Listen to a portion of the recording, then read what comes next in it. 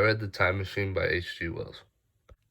The story starts at a dinner party which is being hosted by the time traveler. During this dinner party, the time traveler explains dimensions to his guest. The time traveler explains that for us to perceive the existence of something, it must travel along the fourth dimension of time for a certain amount of time, right? So if there's a cube and it exists for 1 second, we're able to perceive it. But if it never is on the fourth dimension of time, like it exists for 0 seconds, we're not going to be able to perceive it. It's the same thing as like a line with a length of zero. Like it's just not there. After explaining all this to his guests, he claimed to have a machine which could travel along the fourth dimension, so a time machine. And he took his guest down to his laboratory, and he had the psychologist try out a smaller version of his machine.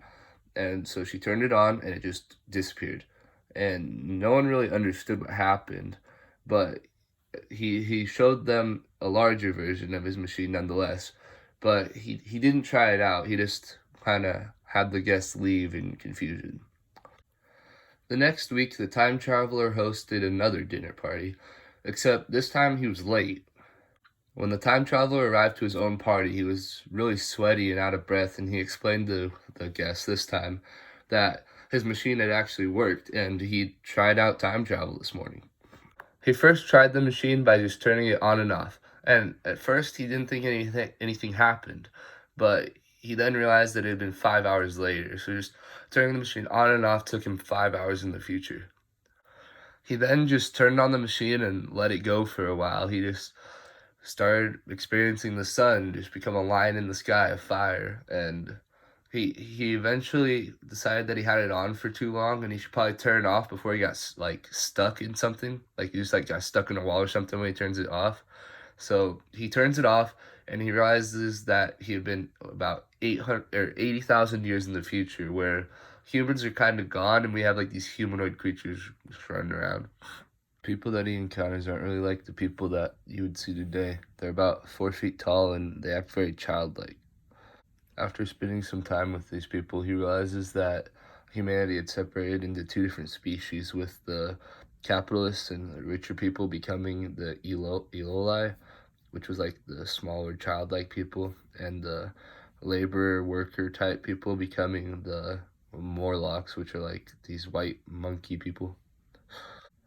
After the time traveler had spent the day with the people, he decided that he'd been there long enough and he should probably return home. But when he returned to the place where he left his time machine, he found that it was gone.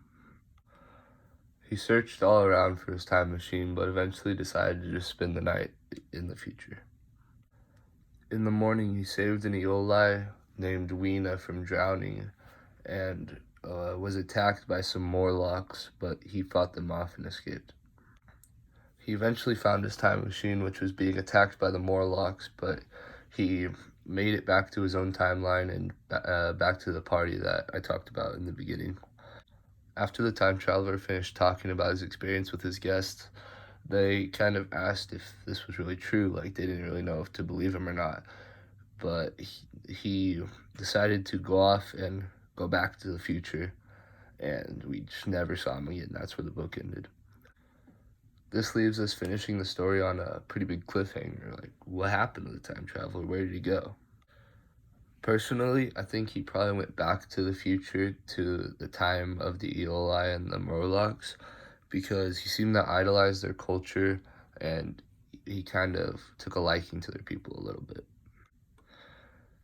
He liked their system of government because he felt that it was the apex of communism. So like there was everyone was one gender, and if he did return back to that time, then I would expect him to probably help the Eoli and fight off the Morlocks, and just help them live a better life as a society. I also think that if he did defeat all the Morlocks, then he would probably decide to live in that time, because he seems out of place in his own timeline. Like, people don't really understand him as much, but in the future that he goes to, they're really accepting of him, and they just, their whole society, he really appreciates and enjoys. The character kind of seems the same as the author, H.G. Wells, because H.G. Wells wrote a lot of stuff that was very before his time. Like, he was writing about time machines in the 1800s, which no one was really doing that. And nowadays, it's very popular. A lot of science fiction is written every day. So, both the time traveler and H.G. Wells seem very, like, close in character. I think a good way that the story would end would be for the time traveler to defeat all the Morlocks and just live out the rest of his life with the Eolite people where he belongs and also where he fits in.